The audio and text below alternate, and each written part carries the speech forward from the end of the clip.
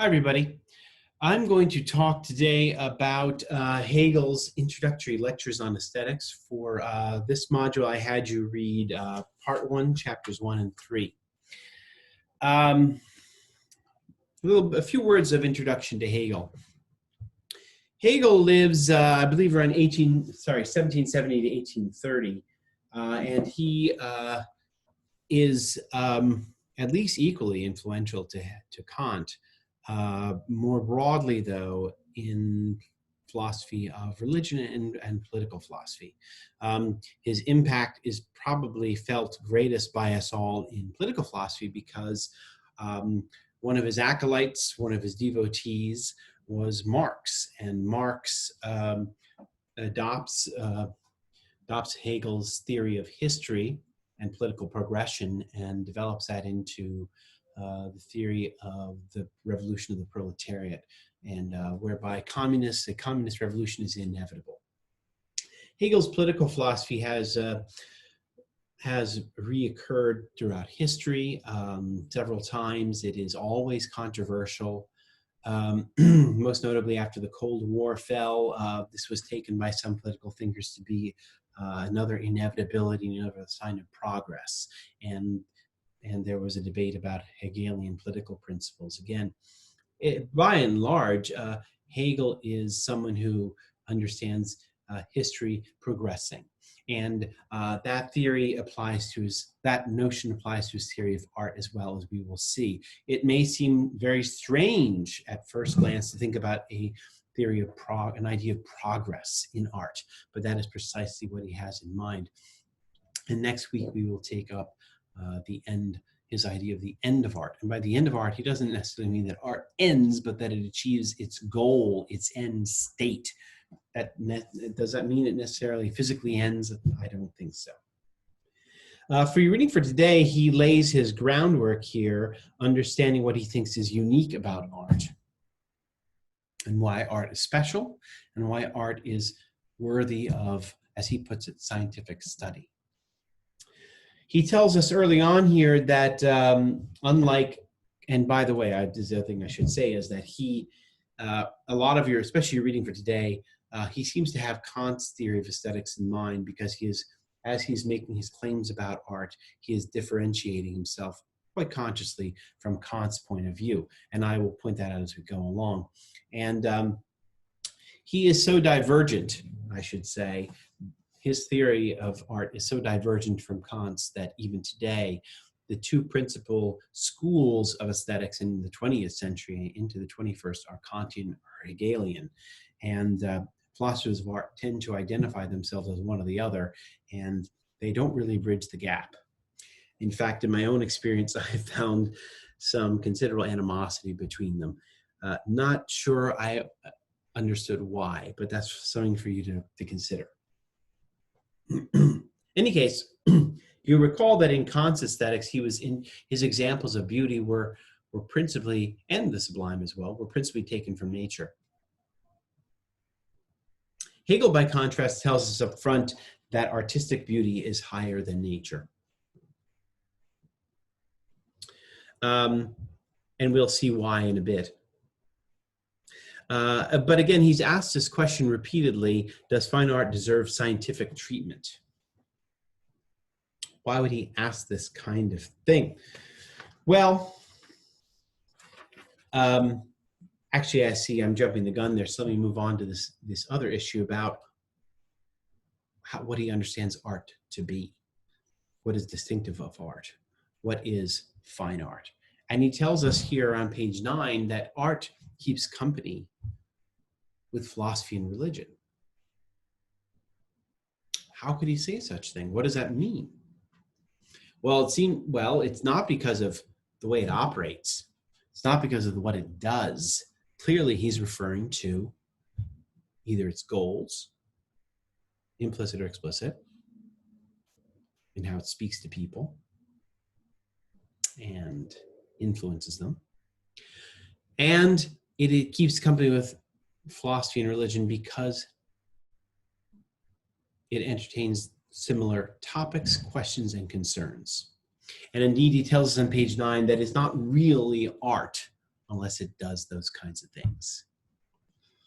So if art objects fall short of asking those philosophical and religious questions, the questions about our ultimate meaning and purpose in the universe, then it's not really art.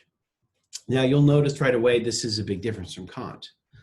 Kant does not make such demands on art. In fact, well, on beauty, right? Because he's not even identifying beauty principally in artistic objects, but in nature.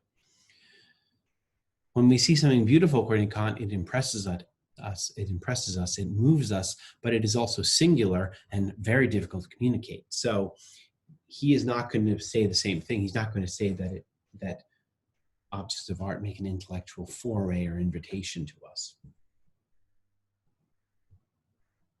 He says, well, that's about how art is similar to philosophy and religion, but how it differs. He says that art represents the highest ideas in sensuous form, thereby bringing them near to the character of natural phenomena. This is on page 9 in your text. Art is the mediation between matter and spirit. Art poses, philosophy poses philosophical questions philosophically. That sounded ridiculous. Philosophy poses its questions verbally, intellectually. Art speaks to us sensuously. There you go. It is the mediation between matter and spirit. That's another quote. What does that mean? It is something on the way.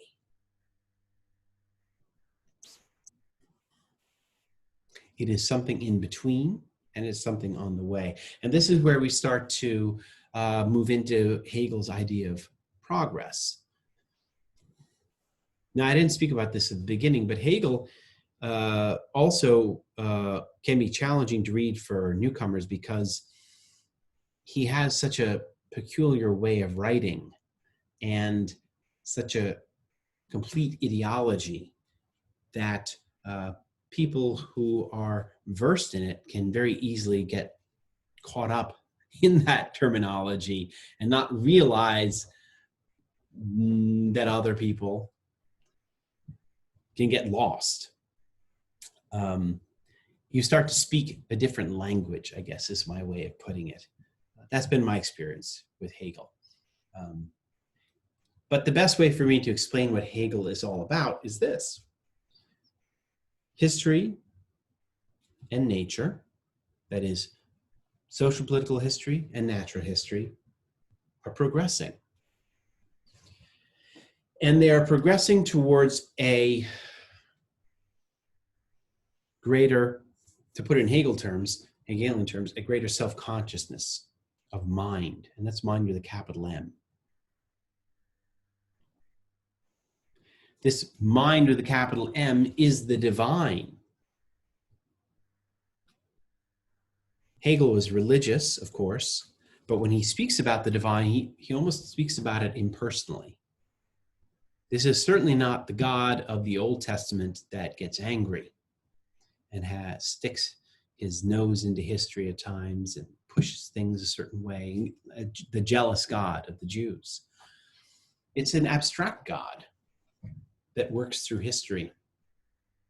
And we, humans, are the key agent of that progress. Why us? Because we are this meeting of spirit and matter. And to the extent that we grow rationally and we grow in self-consciousness, then that is spirit growing in self-consciousness as well, and history and nature progress. And art plays a key role in this. To be blunt, it is the process by which philosophy and religion become ascendant, dominant, by which those concerns are known to everyone and everyone is aware of them.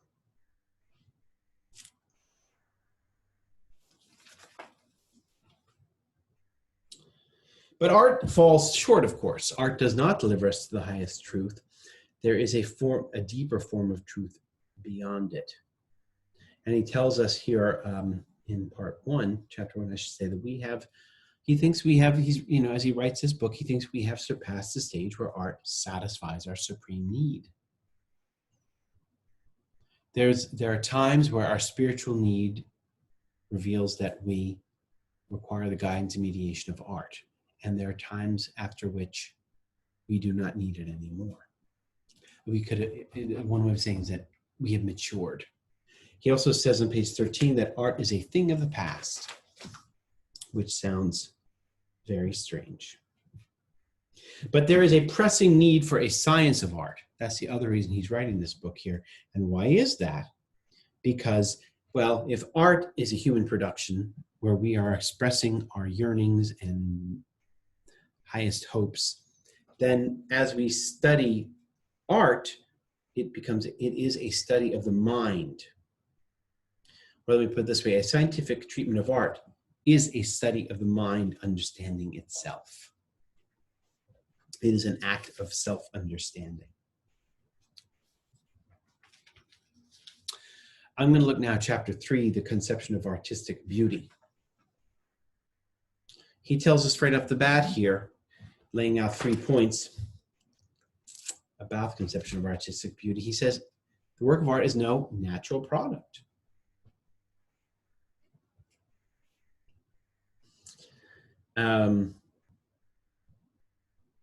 And some, of course, he deals with the pervasive opinion, according to some, that works of art made by men rank below the products of nature, and certainly below God's creation. And he does not agree. He says, for one thing, that art is superior to objects in nature, because art confers a kind of permanence on its objects. Artistic objects linger, they endure. They last for centuries. Not so natural objects.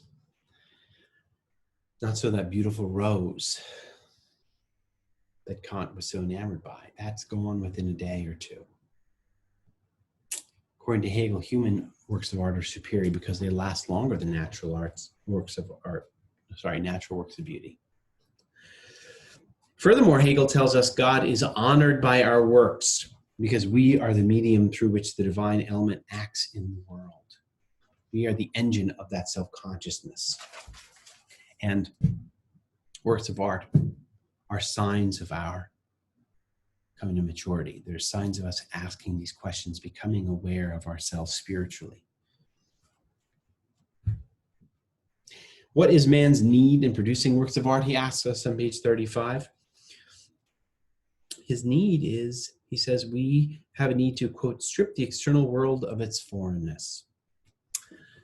I always like this idea. He also puts it on the next page, or somewhere around here, says that art involves a reduplication of man. It is the means by which spirit conquers matter. That's Hegelian speak.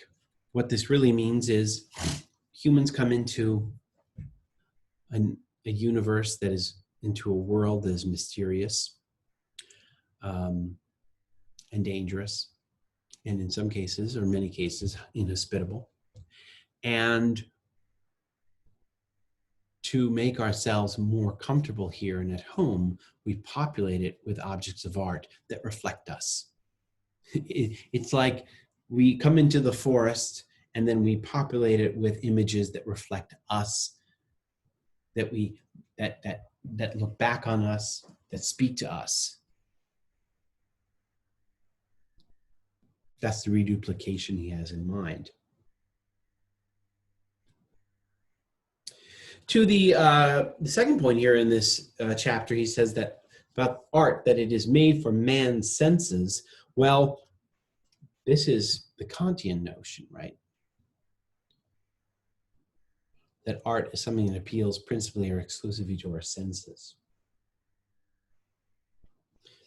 And taste, this notion of taste, this faculty of taste for Kant is what is operative in the senses that recognizes beauty. But taste is kind of mysterious in itself. And Hegel seems to think that taste is too puny or minimal or insignificant for the purposes of art. Again, art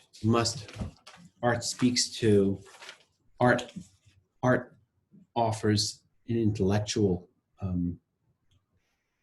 invitation, according to Hegel. And that is not the case when it is merely for the senses.